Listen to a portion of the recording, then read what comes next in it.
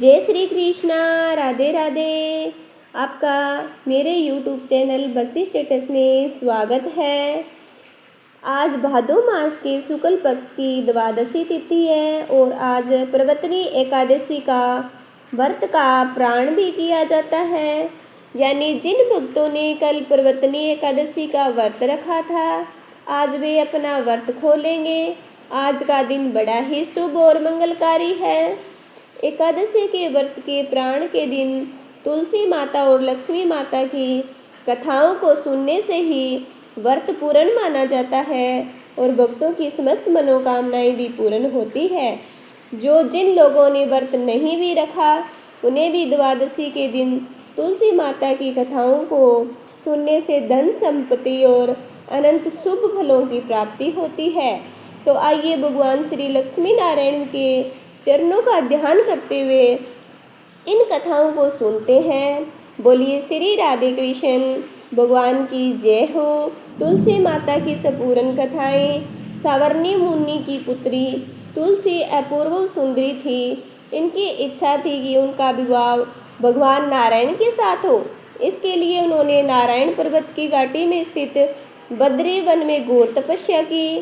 दीर्घ काल तक तपस्या करने के उपरांत ब्रह्मा जी ने प्रसन्न होकर दर्शन दिया और वर मांगने को कहा। तुलसी जी ने कहा कि हे सृष्टिकर्ता ब्रह्मदेव, आप अंतर्यामी हैं और आप सबके मन की बात जानते हैं। फिर भी मैं अपनी इच्छा आपसे बताती हूँ। मैं चाहती हूँ कि भगवान श्री नारायण मुझसे पति के रूप में मिले। ब्रह्मा जी ने कहा, तुम्हारा अभीष्ट तुम्हें अवश्य मिलेगा। अपने पूर्व जन्म में किसी अपराध के कारण तुम्हें श्राप मिला है। इसी कारण भगवान श्री नारायण ने एक प्रसाद को दानव कुल में जन्म लेने का श्राप मिला है। दानव कुल में जन्म लेने के बाद उसमें नारायण का अंश विद्यमान रहेगा। इसलिए इस जन्म में पूर्व जन्म के पाप के शमन के लिए संपूर्ण नारायण को तो नहीं मिलेंगे, लेकिन नारायण के अंश से युक्त दानव कुल जन्म उस श्राप ग्रस्त पार्षद से तुम्हारा विवाह होगा। सांप मुक्त होने पर भगवान श्री नारायण सदा सर्वदा के लिए तुम्हारे पति हो जाएंगे। तुलसी जी ने ब्रह्मा जी के इस वर को स्वीकार कर लिया, क्योंकि वानव कुल में जन्म होने के कारण उसे मायावी भोग को तो भोगना ही था। तुलसी बद्री वन में ही रहने लगी। नारायण का वह पार्षद दानव कुल में जलंधर के नाम से पैदा हुआ था। कुछ दिनों बाद वह भ्रमण करता हुआ बद्री वन में आया। यहाँ तुलसी को देखते ही वह उस पर मंत्रमुग्ध हो गया। तुलसी के सामने उसने अपने विवाह का प्रस्ताव रखा। इतने में ही वहाँ ब्रह्मा जी आ गए और तुलसी से कहा, तुलसी, जलंधर को देखो, कैसा देवों के सामने समान उसका स्वरूप है। दानव कुल में जन्म लेने के बाद भी कैसा लगता है, जैसे इसके शरीर में नारायण का वास हो। तुम प्रस्ताव को सरस स्वीकार कर लो। तुलसी को भी लगा कि उसकी तपस्या पूर्ण हुई, इसे इच्छित फल मिला है। जलंधर के साथ उसका गर्ंधव विवाह हो गया और वह जलंधर के साथ उसके महल में पत्नी बनकर आ गई। जलंधर ने अपनी परम सुंदरी सती साध्वी पत्नी तुलसी के साथ बहुत दिनों तक राज्य किया। उसने अपने राज्य का इतना विस्तार किया कि देवलोक तक उसके अधिकार में आ गया। स्वर्ग का सुख भोगने वाले देवताओं की दशा भिखारियों जैसी हो गई। जलंधर किसी को कष्ट नहीं देता था, परंतु अधिकार और राज्य छिन जाने से सारे देवता मिलकर ब्रह्मा, विष्णु और शिव जी की सभा में गए तथा अपनी विपत्ति सुनाई। ब्रह्मा जी ने कहा, तुलसी परम साध्वी और उसका विवाह जलंधर से ही मैंने ही कराया था। जलंधर को जब तक नहीं हराया या मारा जा सकता, तब तक तुलसी को छला ना जाए। भगवान श्री हरि विष्णु जी ने कहा, जलंधर पूर्व जन्म में मेरा पार्षद था। श्राप के कारण उसे दैत्य कुल में जन्म लेना पड़ा है। इस जन्म में मेरा भी अंश उसमें व्याप्त है।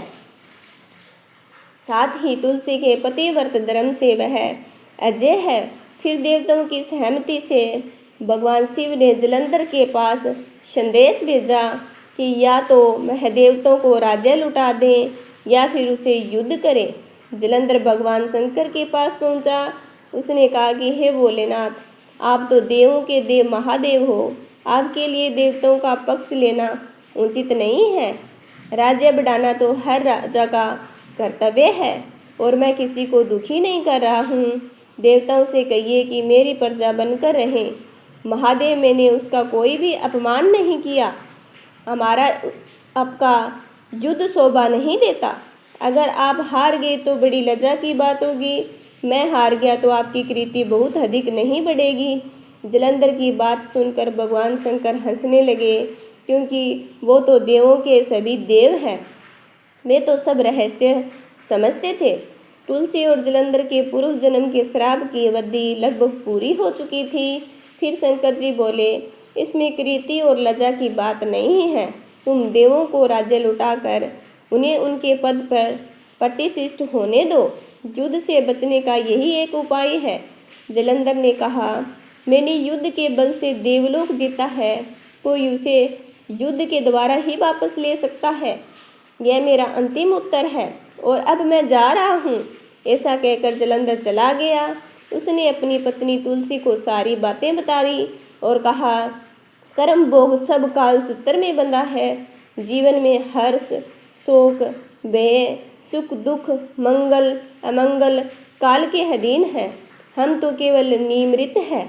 संभव है कि भगवान शिव देवों का पक्ष लेकर मुझसे युद्ध करें। तुम चिंता मत करना, तुम्हारा सती तेज मेरी रक्षा करेगा। दूसरे दिन भगवान शंकर के नेतृत्व में देवताओं ने युद्ध छेड़ दिया। जलंधर ने विभीषण बाणों की वर्षा कर उनका वेग रोका। उसके बाहर से देवता डगमगाने लगे। उसने दानवी शक्ति का प्रयोग करके मायावी युद्ध आरंभ किया। युद्ध स्थल पर वह किसी को भी दिखाई नहीं देता था, पर उसके अस्त्र शस्त्र प्रहार कर देवों को घायल कर रहे थे।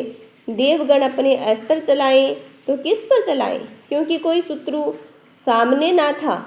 कई दिनों तक इस तरह भयंकर युद्ध चला और जलंधर पराजित नहीं हुआ। तब शिवजी ने विष्णु जी से कहा, विष्णु, कुछ तो उपाय करो, अन्यथा मेरा तो सारा यश मिट्टी में मिल जाएगा। विष्णु जी ने सोचा, बल से तो जलंधर को हराया नहीं जा सकता, इसलिए छल का सहारा लेना पड़ेगा। उन्होंने तुरंत अपना स्वरूप जलंधर जैसा बनाया और अस्त्र शस्त्र से सुसज्जित हो तुलसी जी के पास पहुंच गए और बोले, प्रिय, मैं युद्ध में जीत गया हूँ। सारे देवता भगवान शंकर समेत मुझसे हार गए हैं। इस युद्ध में आओ, मैं तुम्हें अपने अंग से लगा लूँ। पति को प्रत्यक्ष खड़ा देख तथा विजय का समाचार सुनकर वह दौड़कर मायावी जलंधर के गले से लिपट गई। इस प्रकार पति पत्नी दोनों ने आलिंगन हो खूब खुशी मनाई। पर पुरुष के साथ इस प्रकार के व्यवहार से उसका सती तेज नष्ट हो गया। उसका सती तेज तो जलंधर की कवच के रूप में रक्षा कर रहा था, वह कवच नष्ट हो गया और जलंधर शक्तिहीन हो गया। यह जानते ही भगवान शंकर ने उस पर अपने त्रिशूल से प्रहार किया। त्रिशूल के लगते ही जलंधर जलकर भस्म हो गया। जब भगवान विष्णु को पता चला कि जलंधर मर गया, तो भगवान विष्णु अपने असली रूप में आ गए। सामने अपने पति जलंधर के स्थान पर भगवान विष्णु को खड़ा देख तुलसी बहुत ही विस्मित हुई। उसको पता लग गया कि सवे नारायण ने उसके साथ छल किया है।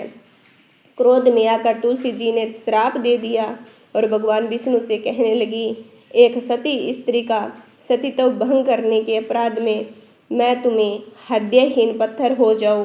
विष्णु जी ने तुलसी के श्राप को शिरोधार्य कर कहा, हे देवी, तुम्हारे तथा जलंधर के कल्याण के लिए मुझे ऐसा करना पड़ा। तुम दोनों को श्राप से मुक्त करना था। तुम भी अपना शरीर त्याग कर तुलसी बिरुवा के रूप में जन्म लोगी और मेरी पूजा तुलसी दल से होगी। मैं शालिग्राम पत्थर बनूंगा और मेरे शीश पर तुम आदर से विराजमान होगी। तुम्हारे पति की हड्डियों के चूर्ण से संघ की उत्पत्ति होगी। उस संघ से दवनी से देवताओं तथा मेरी पूजा आराधना होगी। जहाँ शंख दवनी होगी वहाँ मंगल मैं और विराजमान रहूँगा।